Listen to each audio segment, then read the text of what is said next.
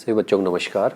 आज हम आपकी क्लास 10वीं वर्कशीट नंबर 55 जो कि 11 नवंबर को करनी है वो डिस्कस कर रहे हैं। आज से आपका एक नया पार्ट शुरू हो रहा है प्रकाश का। आज हम पढ़ेंगे प्रकाश परावर्तन तथा गोलीय दर्पणों के बारे में।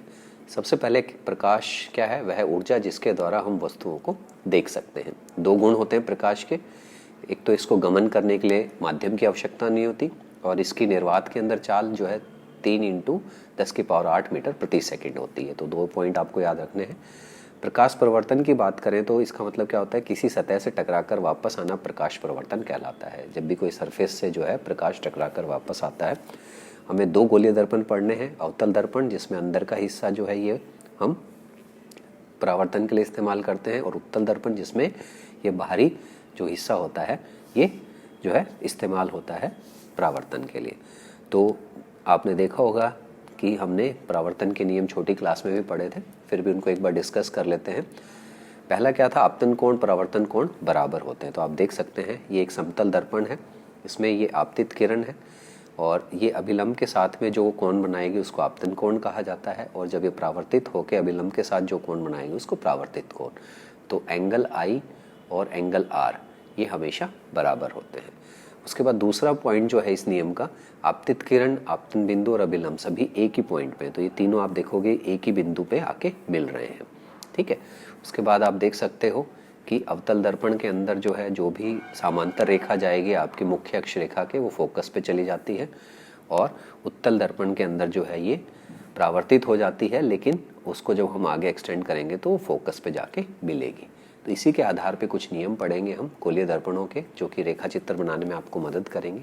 अवतल दर्पण और उत्तल दर्पण, इनके मुख्य अक्ष के समांतर कोई भी रेखा जो आएगी वो फोकस से गुजरेगी। आप देख सकते हो इसके अंदर यहाँ से परावर्तित होके फोकस पे, ये यहाँ से परावर्तित होके चली गई है, लेकिन जब इसको हम आगे एक्सटेंड करेंगे तो फोकस पे।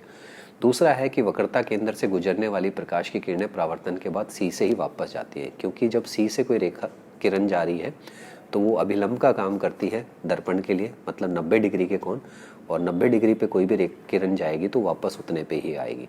तो ये आप दोनों में देख सकते हो।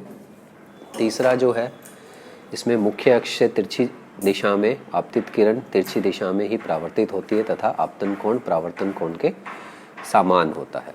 तो ये अभी हमने पीछे पढ़ा भी था कि जो एंगल I है वो एंगल R के बराबर होता है। कुछ और बिंदुओं को देख लेते हैं इसके अंदर। सबसे पहला है मुख्य अक्ष क्या होता है। मुख्य अक्ष जो एक रेखा होती है जो कि आपके P और C को जोड़ती है, ठीक है ना। इस C और P से जो होके निकल रही है उसको मुख्य अक्ष कहा जाता है। P क्या है? आपका पोल है। उसके बाद द्वारक, द्वारक जो है ये स्थिति होती है जितना हिस्सा परावर्तन के लिए इस्तेमाल होगा, इसको अपर्चर कहा जाता है। वक्रता केंद्र जो है गोलीय दर्पण में परावर्तक पृष्ठ एक गोले का भाग होता है। गोले के छेद केंद्र को वक्रता केंद्र भी कहते हैं। जिस से इसको काटा गया है गोलीय दर्पण, मतलब जिस गोले से, तो उसका जो केंद्र बिंदु होता है उसको वक्रता केंद्र कहते हैं। इसी तरह से उससे और जो आपके पोल तक की दूरी हो गई वो आपका हो गया वक्रता त्रिज्या, रेडियस। फोकस क्या होगा? मुख्य अक्ष के समांतर किरण परावर्तन के बाद जिस बिंदु पर मिलती हैं या मिलती प्रतीत होती है उसको फोकस कहते हैं। जो अभी हमने देखा कि जो भी किरणें आएंगी वो परावर्तित होके फोकस से जाएंगी। फोकस दूरी जो है आपकी वक्रता त्रिज्या की आधी होती है। तो F जो होता है वो R/2। प्रश्न उत्तर देख लेते हैं। गोलीय दर्पण द्वारा रेखा चित्र बनाने के नियम रेखा चित्र सहित लिखो। तो ये अभी हमने बात करी थी, ये तीनों नियम लिखने हैं और आपको ये 6 जो है अलग अलग चित्र बनाने। तो एक तरफ आप नियम लिखो, फिर आप अवतल दर्पण के चित्र, फिर उत्तल दर्पण के चित्र, आप इसी तरह से बनाओ कॉपी के अंदर। उसके बाद आपको बताना है कि अवतल दर्पण में ध्रुव क्या है, द्वारक क्या है, वक्रता त्रिज्या क्या है, फोकस क्या है। तो ध्रुव आपको लिखना है ये है। उसके बाद द्वारक आपका ये हो गया M से N तक। उसके बाद में वक्रता त्रिज्या जो है ये आपकी यहाँ से ये हो गई, ठीक है, और फोकस जो है आपका ये हो गया। तो ये आप इसमें सारी चीज़ें करेंगे और इसको कॉपी में करेंगे। उम्मीद करते हैं वर्कशीट पसंद आएगी। देखने के लिए धन्यवाद। चैनल को सब्सक्राइब जरूर करें। Thank you.